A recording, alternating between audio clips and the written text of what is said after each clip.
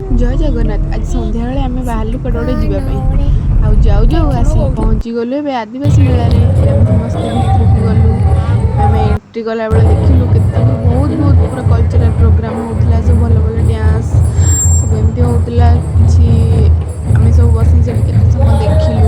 ଆମେ ଏକୁଟିଆ ବି କାଇଁ ଦେଖିବୁ, ଆପଣମାନଙ୍କ ପାଇଁ ଭିଡ଼ିଓ କରି ଆଣିଛି। ଆପଣମାନେ ଭିଡ଼ିଓ ଲାଷ୍ଟ ଯାଏଁ ଦେଖନ୍ତୁ, ଜାଣିପାରିବେ କେତେ ବଢ଼ିଆ ବଢ଼ିଆ ଡ୍ୟାନ୍ସ ହେଇଛି। ଏବେ ଦେଖନ୍ତୁ ବଢ଼ିଆ ବଢ଼ିଆ ଡ୍ୟାନ୍ସ।